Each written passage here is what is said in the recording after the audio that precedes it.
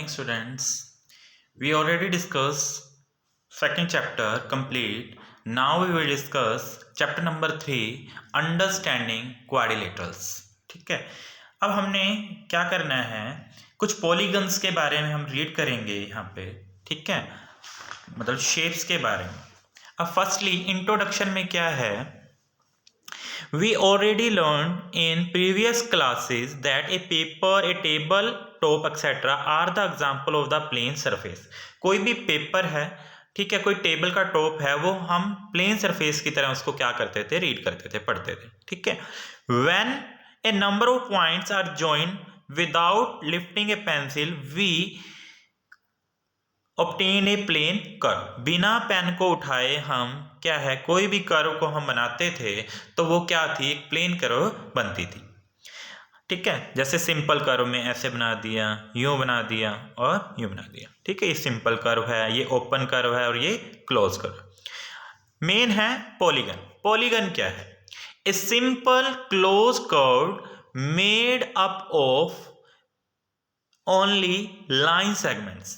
ऐसी कोई भी क्लोज सरफेस जो क्या है, लाइन सेगमेंट से क्या है, बनी हुई है, वो क्या कहलाता है, पॉलीगन.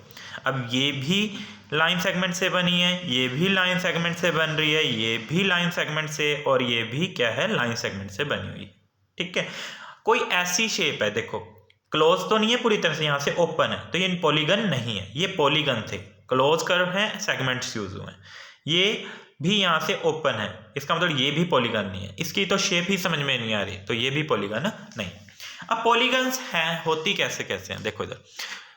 पहला है classification of the polygons according to the number of sides. हम नंबर ऑफ साइड्स के बेस पर इनको क्या करते हैं, क्लासीफाई करते हैं. फर्स्टली है नंबर ऑफ साइड्स 3. ऐसी शेप जिसकी नंबर ऑफ साइड्स 3 हैं वो क्या होती है, ट्रायंगल. कैसी दिखती है, ऐसे. ठीक है, उसके बाद में आता है 4 साइड्स किसकी होती हैं, क्वाड्रिलेटरल की. ठीक है, वो 4 साइड्स कैसे भी अटैच हो सकती हैं. ठीक है, फिफ्थ है पेंटागन. पेंटागन के लिए भी 5 होती हैं, पेंटागन के लिए 5 साइड्स होती हैं, 1 2 3 4 एंड 5 साइड्स है. हेक्सागन, हेक्सागन के लिए कितनी साइड्स होती हैं, 6, 1 2 3 4 5 एंड 6. ठीक है, उसके बाद में है हेप्टागन. हेप्टागन के लिए 7 होती हैं. ठीक है, काउंट करते हैं, 1 2 3 4 5 6 7. ठीक है, कैसे भी अटैच करनी है और हमने 7 अटैच करनी है. फिर है 8 ऑक्टागन. ऑक्टागन के लिए 8 होती हैं, 1 2 3 4 5 6 7 एंड 8. ठीक है, तो आपको याद रखने हैं 8 तक. ट्रायंगल के लिए 3, क्वाड्रिलेटरल के लिए 4, पेंटागन के लिए 5, हेक्सागन के लिए 6, हेप्टागन के लिए 7 और ऑक्टागन के लिए 8. अगर नंबर ऑफ साइड 9 पूछे तो नैनोगन होता है, 10 पूछे तो डेकागन है. ठीक है, और n होती है n साइडेड पॉलीगन, कोई भी हो सकती है वो. ठीक है, फिर आता है regular polygon and irregular polygon. All polygons having all its side and all the angles equal is called a regular polygon. ऐसी पॉलीगन जिसकी सारी साइड्स इक्वल हो और उसके एंगल्स भी क्या हो, इक्वल हो, तो रेगुलर पॉलीगन है. ठीक है, जैसे देखो इधर 3 ही साइड हैं, तीनों ही एंगल हैं, तीनों की तीनों साइड इक्वल, तीनों एंगल भी क्या है, इक्वल है. 4 साइड्स हैं और 4 के 4 एंगल भी क्या है, इक्वल है. ठीक है, 5 साइड्स हैं और 5 के 5 एंगल भी क्या है, एक दूसरे के इक्वल हैं. तो ये सारी की सारी रेगुलर पॉलीगन. अब है इरेगुलर पॉलीगन. इरेगुलर पॉलीगन में देखो ये साइड स्मॉलेस्ट है और ये दोनों साइड क्या है, बिगेस्ट है, तो ये इरेगुलर पॉलीगन है. क्लोज तो है, पॉलीगन भी है, पर इरेगुलर है, साइड्स इक्वल नहीं है इसकी. जब साइड्स इक्वल नहीं है तो एंगल इक्वल नहीं होंगे. सेम ऐसे और सेम इधर. ठीक है, फिर है what is the name of 3 sided regular polygon. ऐसी एक अपने को रेगुलर पॉलीगन का नाम बताना है जिसकी 3 साइड्स इक्वल होती हैं, तो याद रखना वो होती है ट्रायंगल. उस ट्रायंगल का नेम क्या होता है, equilateral triangle. What is the name of the 4 sided polygon. हमें 4 साइडेड पॉलीगन का नेम बताना है, तो 4 साइडेड स्क्वायर की होती हैं इक्वल. ठीक है, तो 4 की 4 साइड इक्वल है, एंगल भी इक्वल है, तो क्या होगा वो, a square. Is rectangle also a regular polygon? No, rectangle जो है वो रेगुलर पॉलीगन नहीं है। क्यों नहीं है? क्योंकि रेक्टेंगल की जो अपोजिट साइड्स होती हैं वो इक्वल होती हैं। ठीक है, सारी की सारी इक्वल नहीं होती, अपोजिट साइड्स इक्वल होती हैं, इसलिए इसे रेगुलर पॉलीगन नहीं कहते। फिर एक बात और ध्यान रखना कि कोई भी ट्रायंगल है, जैसे ट्रायंगल है ये 1 एंगल, 2 एंगल और 3 एंगल, तीनों एंगल का सम कितना होगा? किसी भी ट्रायंगल के 3 एंगल होते हैं और तीनों का सम कितना होता है? टोटल 180 होता है। तो याद रखना angle 1, angle 2, angle 3 equal to में कितना होगा? 180 डिग्री।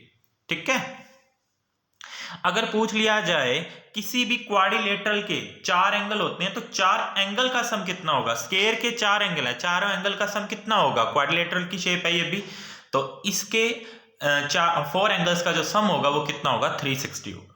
ठीक है,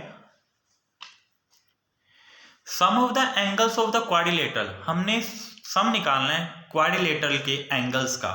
ठीक है, तो उसका फॉर्मूला है, किस फॉर्मूले से हम देखो क्वाड्रिलेटरल का भी ट्रायंगल का निकलेगा सम, एंगल का, क्वाड्रिलेटरल का,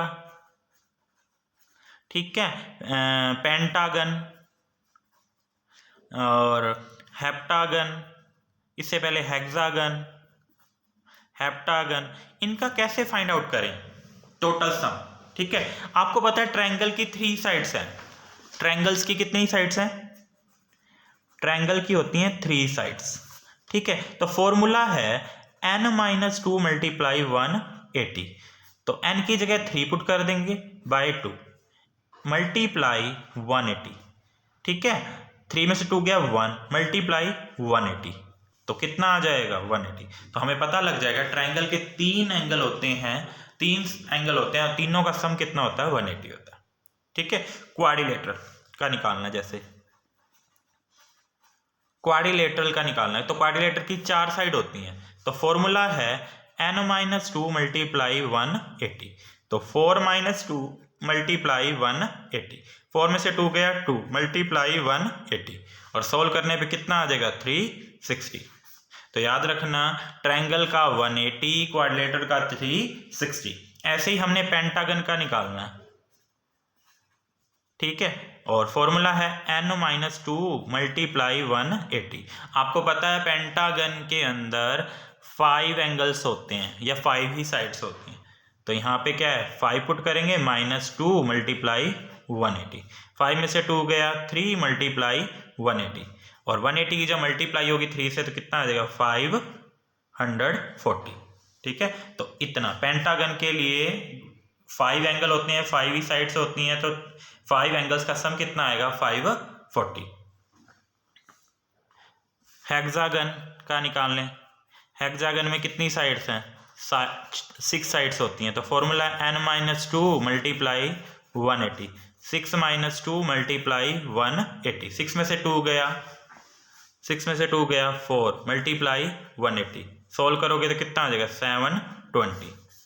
ठीक है, इस तरह से फाइंड आउट करना है। आपको एक फॉर्मूला याद रखना है n-2 मल्टीप्लाई 180। कोई भी पॉलीगन हो उसकी जितनी भी साइड्स होंगी, ठीक है, वो कितना आ जाएगा?